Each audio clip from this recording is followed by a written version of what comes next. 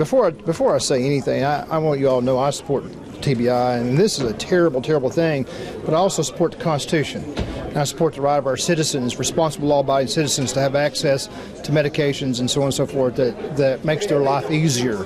I support the fact that our citizens might like to secure medication without having the added cost of going to a physician to get a prescription. And I'm always concerned in these situations we're trying to learn the wrong lesson from a problem, thus enacting the wrong laws to solve the problem.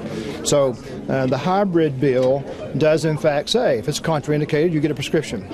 It also says you're going to be restricted to so many grams per month, which I think is fair. Those grams were designed around the manufacturer's recommended dosing. There's no reason, if the recommended dosing is 7.2 grams a month, for you to buy 50 grams. That's stupid.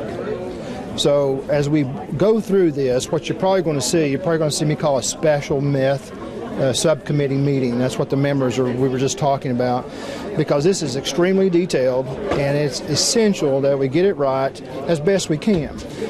This hybrid that I'm talking about, which is already out there, you can go dig it up and look at the numbers, but it's a caption as it exists right now. It's a caption, so don't read too much into that.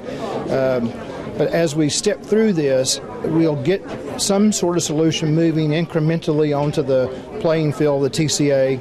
And once it's out there, we'll begin to measure the metric. We'll measure it to see, are we accomplishing what we want to accomplish? What I suggested to the TBI in there, rather than the 100% solution of removing it from the market, which I think the Mexican gangs would simply come in here and bring the meth back to the market, is an incremental approach to it that we can measure and quantify. And I think it's going to restrict illegal people from doing this, while it's allowing people like all of us to have a reasonable access to this medication. But you don't like the idea of making it available only by prescription? I think that's foolish. And not that I'm saying the TBI is foolish. I think the TBI is desperate to deal with this problem, and I support them 100%. But it's kind of like using a chainsaw to take a splinter out of a finger.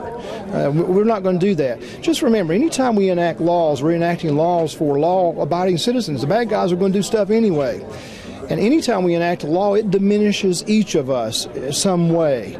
So we've got to make sure that the return on investment of infringing on the privileges of law-abiding citizens is properly balanced with public safety trying to deal with the bad guys. So it's a fair approach. So rather than go out with a sledgehammer here, let's approach this with a scalpel, and let's see if we can incrementally work on it and solve the problem as a community. This goes beyond just the availability of this particular set of precursors. It actually addresses issues that are the destruction of the family, socioeconomic barriers, a variety of mental health issues, addiction to other drugs, treatment programs.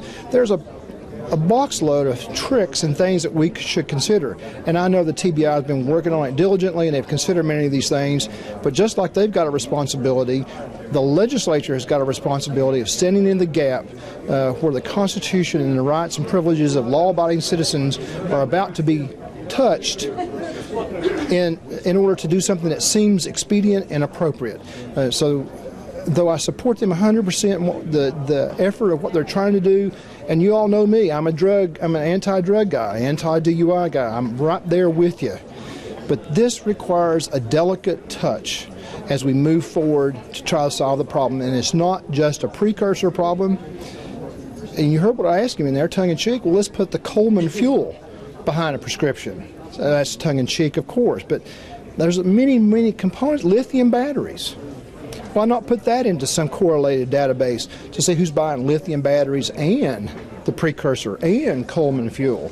You know, I come from a military background, and I did that for years and years in target analysis. We used to put all those nodes together to see where was the common node. And when you start doing that, you dwindle that population down pretty quickly, and you get an idea where you're going. So I just think there's other ways to look at it, and I think we have to fairly look at those before we go out here and just say, okay, all prescription.